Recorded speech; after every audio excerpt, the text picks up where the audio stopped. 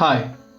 കേറ്റിട്ട് ഉണ്ടായിരുന്നെങ്കിൽ കുറച്ചധികം പേർക്ക് എഴുതാൻ പറ്റുന്ന LP, UP അസിസ്റ്റന്റ് പരീക്ഷകൾ ഇപ്പോൾ നടക്കുകയാണ്. എന്നാൽ ഭാവിയിലേക്ക് ഓരോ വർഷവും സാധാരണ രീതിയിൽ 3 തവണ നടക്കുന്ന കേറ്ററ്റ് എക്സാം ക്ലിയർ ചെയ്യുവാനായിട്ട്, അത് ക്വാളിഫൈ ചെയ്യുവാനായിട്ട് നിങ്ങൾക്ക് ആഗ്രഹമുണ്ടെങ്കിൽ, നിങ്ങൾക്ക് താല്പര്യമുണ്ടെങ്കിൽ നമുക്ക് ഒരുമിച്ച് അതിനെ പഠിച്ചു തുടങ്ങാവുന്ന ഒരു പ്രോഗ്രാമാണ് ഈ വീഡിയോയിലൂടെ ആരംഭിക്കുന്നത്. കാര്യങ്ങൾ പൂർണ്ണമായും മനസ്സിലാക്കുവാൻ വീഡിയോ മുഴുവനായിട്ടും കാണുക. കാറ്റഗറി 1-ൽ നിന്നും 2019 ചോദിച്ച 10 ചോദ്യങ്ങളുടെ ഉത്തരവും നമ്മൾ ഈ വീഡിയോയുടെ ഭാഗമായിട്ട് ഡിസ്കസ് ചെയ്യുന്നതായിരിക്കും.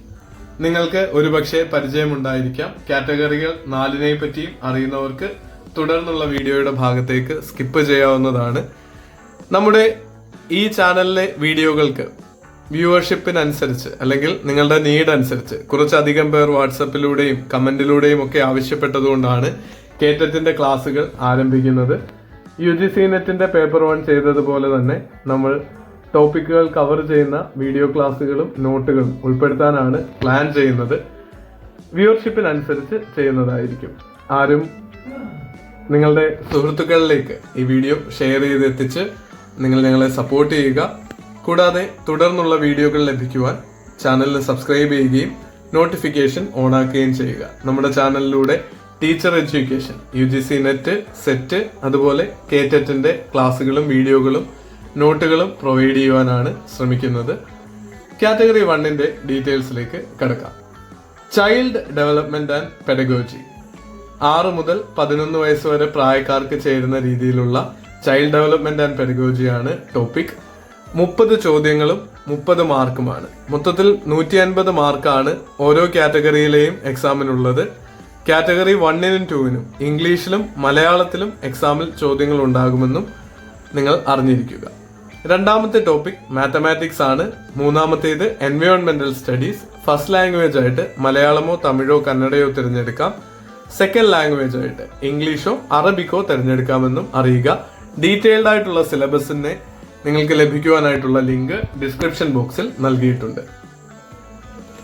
150 ചോദ്യവും 150 മിനിറ്റുമാണ് എല്ലാ എക്സാമുകൾക്കും. കാറ്റഗറി 2ലേക്ക് വരുമ്പോൾ science and mathematics or social science. Social science പഠിപ്പിക്കുന്ന അധ്യാപകർക്ക് സോഷ്യൽ സയൻസ് എടുത്താൽ മതി. അതുപോലെ സയൻസ് അല്ലെങ്കിൽ മാത്തമാറ്റിക്സ് പഠിപ്പിക്കുന്നവർക്ക് ആ വിഷയവും എടുക്കാം. ഇനി ഇത് രണ്ടുമല്ല സബ്ജക്റ്റുകളെങ്കിൽ അവർക്ക് സയൻസ് ആൻഡ് മാത്തമാറ്റിക്സോ സോഷ്യൽ സയൻസോ ഏതെങ്കിലും ഒരു ഓപ്ഷൻ എടുക്കാവുന്നതാണ്. ലാംഗ്വേജുകൾ അതുപോലെ തന്നെയാണ്. എന്നാൽ പെഡഗോജിയിൽ വ്യത്യാസമുണ്ട്. ഗ്രൂപ്പ് 11 to 14, അതായത് UP സ്കൂളിൽ പഠിക്കുന്ന കുട്ടികളുടെ പ്രായം അനുസരിച്ച് 11 മുതൽ 14 വയസ്സ് വരെ പ്രായമുള്ള കുട്ടികളുടെ പെഡഗോജിയാണ് പഠിക്കേണ്ടത്. അധ്യാപന രീതി എന്നൊക്കെ നമുക്ക് പറയാം. ബോധന രീതി, അധ്യാപന രീതി എന്നൊക്കെ പെഡഗോജിക്ക് മലയാളത്തിൽ നമുക്ക് അർത്ഥം പറയാം. കാറ്റഗറി 3ൽ അഡോളസെന്റ് സൈക്കോളജി, കൗമാരപ്രായക്കാരുടെ മനഃശാസ്ത്രമാണ് പഠിക്കുവാനുള്ളത്. Theories of learning and teaching aptitude. Language Malayalam, English, Tamil, Kannada എന്നുള്ളതിൽ ഏതെങ്കിലും ഒന്ന് സെലക്ട് ചെയ്യുക. അതുപോലെ സബ്ജക്ട് സ്പെസിഫിക് ഏരിയയാണ് ഇതിന്റെ എക്സാമിലുള്ളത്. ഇംഗ്ലീഷിൽ മാത്രമാണ് ചോദ്യങ്ങൾ ഉള്ളതെന്നും ഓർക്കുക. ഭാഷാ വിഷയങ്ങൾക്ക് അതാത് ഭാഷയിൽ ചോദ്യങ്ങൾ ഉണ്ടാകും. മറ്റു ചോദ്യങ്ങളുടെ കാര്യമാണ് പറഞ്ഞത്. ഇവിടെയും പെഡഗോജി ഇമ്പോർട്ടന്റ് ആണെന്നും ഓർക്കുക. കാറ്റഗറി 4 സ്പെഷ്യൽ ടീച്ചേഴ്സിന് വേണ്ടിയിട്ടുള്ളതാണ്. ഇപ്പോൾ മ്യൂസിക് അല്ലെങ്കിൽ അതുപോലെ ആർട്സ് എന്നീ സബ്ജക്റ്റിലെ ടീച്ചർമാർക്കും ലാംഗ്വേജ് ടീച്ചേഴ്സിനുമാണ് കാറ്റഗറി 4ലേതുള്ളത്. Child development, pedagogy and teacher aptitude ആണ് ആദ്യ 40 മാർക്ക്. ലാംഗ്വേജിനാണ് 30 മാർക്ക്. സബ്ജക്ട് സ്പെസിഫിക് ഏരിയയ്ക്കാണ് 80 മാർക്ക് എന്നും ഓർക്കാം. ഇനി നമുക്ക് കാറ്റഗറി 1ന്റെ ക്വസ്റ്റ്യൻ ആൻഡ് ആൻസർ സെഷനിലേക്ക് കടക്കാം. താഴെ പറയുന്നവയിൽ മന്ദ പഠിതാക്കളുടെ ആവശ്യങ്ങൾക്ക് ഏറ്റവും അനുയോജ്യമായ രീതി ഏതാണ്? Which among the following is the most suitable strategy that suits the need of slow learners? Slow ലേണേഴ്സിന് ചേരുന്ന പഠന രീതി ഏതാണെന്നാണ് ചോദ്യം. നിങ്ങൾക്ക് ഓപ്ഷൻസ് ഒരു സെക്കൻഡ് വായിക്കുവാനായിട്ട് എടുക്കാം. വീഡിയോ പോസ് ചെയ്യാം ആവശ്യമാണെങ്കിൽ. ശരിയായ ഉത്തരം ഓപ്ഷൻ B ആണ്. അവർക്ക് ചെയ്യാൻ കഴിയുന്ന രീതിയിലുള്ള പ്രവൃത്തികൾ മാത്രം നൽകുക.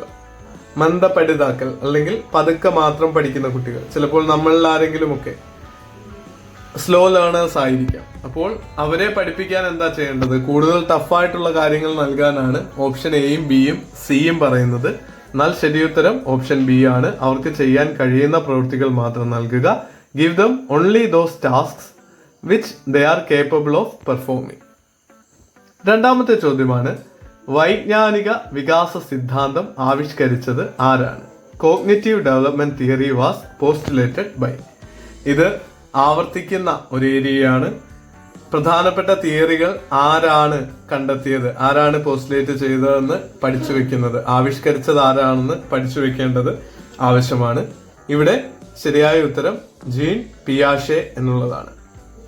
ജീൻ പിയാഷെ ആണ് ശരിയായ ഉത്തരം. മറ്റുള്ളവരെ പറ്റിയും നിങ്ങളുടെ നോട്ടിലേക്ക് ഓരോ സെന്റൻസുകളെങ്കിലും നിർബന്ധമായിട്ടും കുറിച്ചു വെക്കുക. ഇങ്ങനെയാണ് പ്രീവിയസ് ഇയർ ക്വസ്റ്റ്യൻ ബേസ്ഡ് ആയിട്ട് നമ്മൾ പഠിക്കുന്നത്. 2012 മുതൽ 2019 വരെയുള്ള ചോദ്യങ്ങൾ അവൈലബിൾ ആണ്. നിങ്ങൾക്ക് വീഡിയോ ക്ലാസ്സുകൾ കണ്ടാണ് പഠിക്കുന്നതെങ്കിൽ കുറച്ചുകൂടെ ബോറടി ഇല്ലാതെ പഠിക്കാൻ സാധിക്കുമെന്ന് പ്രതീക്ഷിക്കുന്നു. നിങ്ങൾ ഒരു ചോദ്യം വായിച്ച് ഉത്തരം വായിച്ച് പോകുന്നതിനേക്കാൾ നമുക്ക് ഒരുമിച്ച് വായിച്ച് മനസ്സിലാക്കി പോകാനും ശ്രമിക്കാം. അടുത്ത ചോദ്യമാണ്, ഒരു വിദ്യാർത്ഥിയുടെ സമഗ്ര പ്രകടനത്തെ വിലയിരുത്തുവാൻ ഉപയോഗിക്കാവുന്ന ഏറ്റവും അനുയോജ്യമായ രീതിയാണ്. The most appropriate strategy that can be used to evaluate students' overall performance. Overall performance എന്നുള്ള വാക്കിന് പ്രത്യേക പരിഗണന നൽകുക. ഒരു വിദ്യാർത്ഥിയുടെ സമഗ്രമായ എല്ലാ മേഖലയും വിലയിരുത്താൻ പറ്റിയ മൂല്യനിർണ്ണയ രീതി ഏതാണ് എന്നാണ് ചോദ്യം. ആത്യന്തിക മൂല്യനിർണ്ണയം, സമ്മേറ്റീവ് അസസ്മെന്റ് നമ്മുടെ ടേം എക്സാം ഒക്കെ പോലത്തെ എക്സാമുകളാണ്. പഠിച്ച ശേഷം ഏറ്റവും ഒടുവിലായിട്ട് മലയാള അർത്ഥത്തിലും അതുണ്ടല്ലേ, ആത്യന്തികമായ മൂല്യനിർണ്ണയം. നിരന്തര മൂല്യനിർണ്ണയമാണ് നമ്മുടെ ഫോർമേറ്റീവ് അസസ്മെന്റ്, തുടർച്ചയായിട്ട് നടന്നുകൊണ്ടിരിക്കുന്ന മൂല്യനിർണ്ണയം. കണ്ടിന്യൂസ് അസസ്മെന്റ് എന്നും അതിന് പറയാറുണ്ട്. മൂന്നാമത്തെ ഓപ്ഷനാണ് പ്രകടന മൂല്യനിർണ്ണയം, പെർഫോമൻസ് ഇവാലുവേഷൻ, പെർഫോമൻസിനെ ബേസ് ചെയ്ത് ഇവാലുവേറ്റ് ചെയ്യുക. ലാസ്റ്റ് ഓപ്ഷനാണ് നിരന്തരവും സമഗ്രവുമായ മൂല്യനിർണ്ണയം. ഇവിടെ രണ്ടെണ്ണം ചേർന്ന് വരികയാണ്. സമഗ്രത വിലയിരുത്തുവാൻ ഉപയോഗിക്കുന്ന രീതിയാണ് ചോദിച്ചിരിക്കുന്നത്. അപ്പോൾ ആ വാക്ക് വന്ന ചോയ്സ് തന്നെയാണ് ഇവിടെ ശരിയുത്തരം. നിരന്തരവും സമഗ്രവുമായ മൂല്യനിർണ്ണയമാണ് കോംപ്രിഹെൻസീവ് ആയിട്ടുള്ള ഓവറോൾ പെർഫോമൻസിനെ മോണിറ്റർ ചെയ്യാൻ, ഇവാലുവേറ്റ് ചെയ്യാൻ ഉപയോഗിക്കാവുന്നത്. നാലാമത്തെ ചോദ്യമാണ്, ക്ലാസ്സിൽ എല്ലായ്പ്പോഴും ആൺകുട്ടികളാണ് നേതാവാകേണ്ടത്. തെറ്റായൊരു വിശ്വാസമാണ്. ഇത്തരം വിശ്വാസത്തെ നമുക്ക് ഏത് കാറ്റഗറിയിൽ പെടുത്താം? The belief that boys should always become leaders in class can be considered as. Gender സ്റ്റീരിയോടൈപ്പിന്റെ ഉദാഹരണമാണ് ഇത്.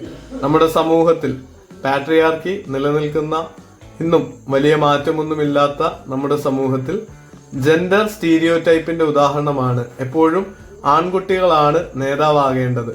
പെൺകുട്ടികളെ മാനുവൽ ലേബർ പോലത്തെ നമുക്ക് ചെറിയ പണികളൊക്കെ ക്ലാസ്സിൽ എടുപ്പിക്കാനുണ്ടെങ്കിൽ അതിനുള്ള ആൾക്കാരാണ്. അത്തരത്തിൽ ജെൻഡർ അനുസരിച്ച് ഒരു വ്യക്തിയെ വ്യക്തിയായിട്ട് കാണാതെ അവരുടെ ലിംഗം എന്താണോ അതനുസരിച്ച് ഏതെങ്കിലും ഒരു പ്രത്യേക കള്ളികളിലാക്കി തരംതിരിക്കുന്നതിനെയാണ് നമ്മൾ സ്റ്റീരിയോ ടൈപ്പ് എന്ന് പറയുന്നത്. അറിഞ്ഞോ അറിയാതെയോ നമ്മൾ നിഷേധിച്ചാൽ പോലും നമ്മുടെ ഉള്ളിലും ഏതെങ്കിലുമൊക്കെയുള്ള രീതിയിൽ സ്റ്റീരിയോ ടൈപ്പ് ചിന്തകളും പ്രവൃത്തികളും ഒക്കെ കണ്ടെത്താൻ സാധിക്കും. അത് മോണിറ്റർ ചെയ്യുന്നതും മാറ്റാൻ ശ്രമിക്കുന്നതും കൂടുതൽ നല്ലൊരു വ്യക്തിയാവാൻ നമ്മെ സഹായിക്കും. ഇവിടെ ശരിയായ ഉത്തരം ഓപ്ഷൻ ബി ആണെന്നും ഓർക്കാം.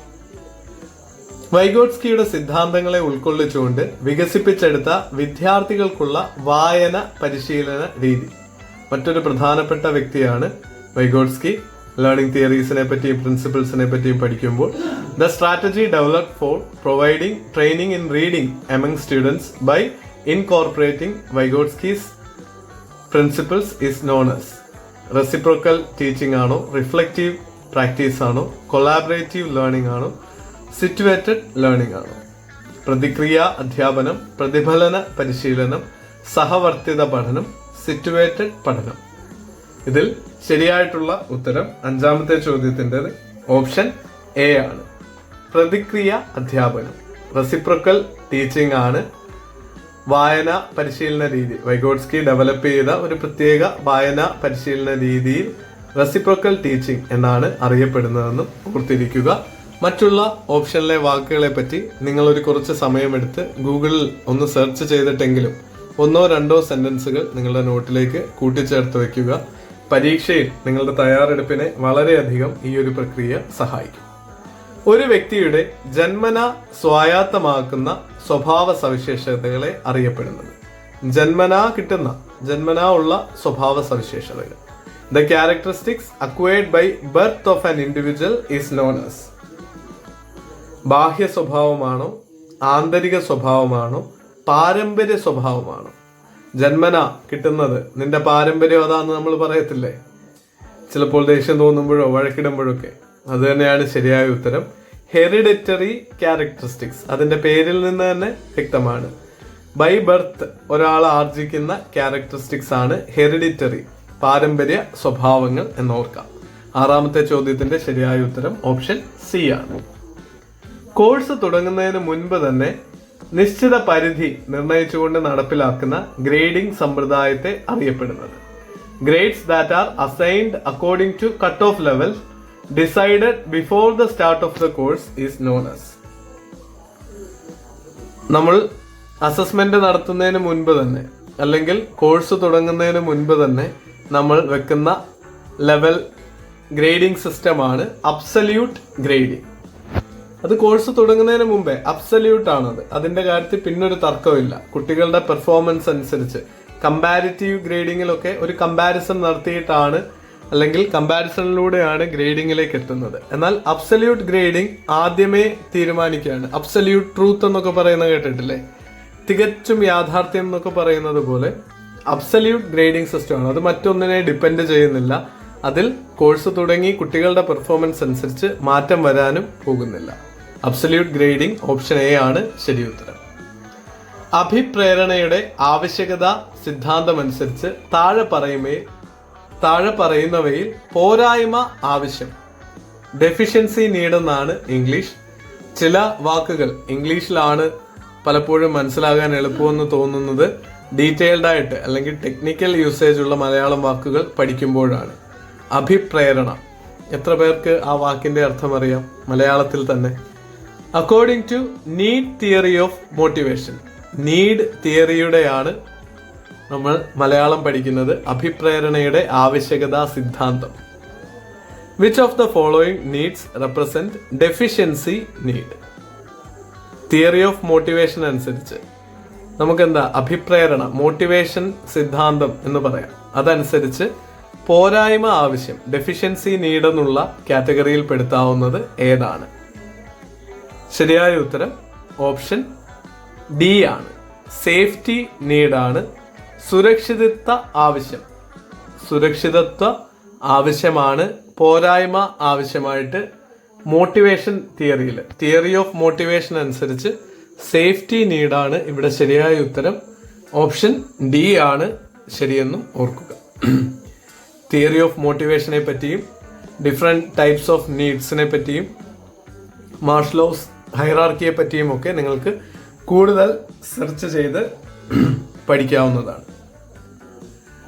9ാമത്തെ ചോദ്യം, ഒരു വ്യക്തിയുടെ വികാസം നടക്കുന്നത് അടുത്തു നിന്നും ദൂരേക്കാണ്. താഴെ പറയുന്ന ഏത് വികാസ നിയമമാണ് ഈ വസ്തുത ശരിവെക്കുന്നത്? Development of an individual occurs from near to far region. Which of the following principles of development explains this fact? ഏത് ഡെവലപ്മെന്റ് പ്രിൻസിപ്പിൾ ആണ് നിയർ ടു ഫാർ എന്ന രീതിയിലാണ് ഒരു വ്യക്തിയിലെ വികാസം നടക്കുന്നതെന്ന് പറയുന്നത്? ശരിയായ ഉത്തരം പ്രോക്സിമോ ഡിസ്റ്റൽ പ്രിൻസിപ്പിൾ ആണ്. നിങ്ങൾക്ക് ആ ഇംഗ്ലീഷ് വാക്കുകളുടെ റൂട്ട് വേർഡിനെ പറ്റി, പ്രോക്സിമിറ്റി എന്ന് പറഞ്ഞാൽ എന്താ? അടുത്ത്. ഡിസ്റ്റൽ, നിങ്ങൾക്ക് ആ വാക്കിനെ ഡിസ്റ്റൻസുമായിട്ട് ബന്ധിപ്പിക്കാമോ എന്ന് നോക്കുക. റോഡ് ലേണിംഗ് നമ്മളെ ഒരുപാട് നാള് ഒരിക്കലും ഹെൽപ്പ് ചെയ്യില്ല. കാര്യങ്ങൾ എപ്പോഴും ലിങ്ക് ചെയ്ത് പഠിക്കാൻ നോക്കുക. ഇപ്പോൾ നിങ്ങൾ ഇവിടെ ഓപ്ഷൻ കാണുമ്പോൾ പ്രോക്സിമോ ഡിസ്റ്റൽ, അടുത്ത് നിന്ന് അകലത്തേക്ക്. പ്രോക്സിമിറ്റി സെൻസർ ഒക്കെ ഉണ്ട് നിങ്ങളുടെ ഫോണിൽ. നമ്മുടെ ദേഹത്തിന് അടുത്താണോ, നമ്മുടെ ചെവിയുടെ അടുത്തേക്ക് ഫോൺ വരുമ്പോൾ സ്ക്രീൻ ഓഫ് ആവുന്ന കണ്ടിട്ടില്ലേ? അത് പ്രോക്സിമിറ്റി സെൻസറിന്റെ പ്രവർത്തനമാണ്. അപ്പോൾ പ്രോക്സിമോ എന്നുള്ള വാക്ക് അടുത്ത് നിന്ന് ലിങ്ക് ചെയ്യുക. ഡിസ്റ്റൽ അത് എളുപ്പമാണ് കുറച്ചുകൂടെ. ഡിസ്റ്റൻസ്, ദൂരം, ദൂരെ എന്ന് ലിങ്ക് ചെയ്യാൻ സാധിച്ചാൽ അടുത്ത് നിന്നും ദൂരേക്കുള്ള വികാസം നടക്കുന്നത്. Development of an individual occurs from near to far എന്നുള്ളത് ഓപ്ഷൻ ഡി ആണെന്ന് നമുക്ക് ഈസി ആയിട്ട് ഓർത്തിരിക്കാൻ സാധിക്കും. മറ്റ് നിയമങ്ങളെ പറ്റിയും നിങ്ങൾ പഠിച്ചു വെക്കാൻ ഒരു മനസ്സ് കാണിച്ചാൽ, അങ്ങനെ ഒരു ക്യൂരിയോസിറ്റി ഡെവലപ്പ് ചെയ്താൽ തീർച്ചയായിട്ടും വിജയം നിങ്ങളുടേതായിരിക്കും. അശ്രദ്ധാപരമായി ക്ലാസ്സിലിരിക്കുന്ന ഒരു കുട്ടിയെ എങ്ങനെ കൈകാര്യം ചെയ്യും? How will you deal with a child who is inattentive in your class? കുട്ടിയെ അവഗണിക്കുമോ? മുൻനിരയിലേക്ക് ഇരിക്കുമോ? പരമാവധി പഠന ഉപകരണങ്ങൾ ക്ലാസ്സിൽ ഉപയോഗിക്കുമോ? ചെറിയ ഇടവേളകളിൽ വൈവിധ്യമാർന്ന പഠന സാഹചര്യങ്ങൾ കൊടുക്കുക. അതല്ലേ ശരി? ബാക്കിയൊക്കെ ഒരു നെഗറ്റീവ് കാര്യമല്ലേ? ഒരു കുട്ടി അശ്രദ്ധയായിട്ടിരിക്കും, അപ്പൊ നമ്മൾ ശിക്ഷിക്കുന്ന രീതിയിൽ ചെയ്യുന്ന അല്ലെ ഒഴിവാക്കുന്ന രീതിയിലാണ് ഓപ്ഷൻ എയും ബിയും സിയും പറയുന്നത്. ശരിയുത്തരം provide diverse learning situations in short span of time. ശ്രദ്ധയില്ലെങ്കിൽ ഓരോ ആക്ടിവിറ്റികൾ, വ്യത്യസ്തമായ പഠന പ്രവർത്തനങ്ങൾ അല്ലെങ്കിൽ പഠന സാഹചര്യങ്ങൾ ചെറിയ ഇടവേളകളിൽ തന്നെ അവൾക്ക് നൽകുക. അങ്ങനെ നമുക്ക് ആ കുട്ടിയെ ശ്രദ്ധയോടുകൂടി ക്ലാസ്സിൽ ശ്രദ്ധിക്കുന്ന രീതിയിൽ മാറ്റാൻ സാധിക്കും. നിങ്ങൾക്ക് ഈ ക്ലാസ് ഏതെങ്കിലും രീതിയിൽ പ്രയോജനപ്രദമായെങ്കിൽ വീഡിയോ ലൈക്ക് ചെയ്യുക. കൂടുതൽ പേരിലേക്ക് ഈ വീഡിയോ എത്തിക്കുവാനായി ഷെയർ ചെയ്യുക. നിങ്ങൾക്ക് തുടർന്ന് ക്ലാസ്സുകൾ ആവശ്യമുണ്ടെങ്കിൽ കമന്റിലൂടെ അറിയിക്കുകയും ചെയ്യുക. നമുക്കൊരു പുതിയ വീഡിയോയിൽ വീണ്ടും കാണാം. Thank you so much.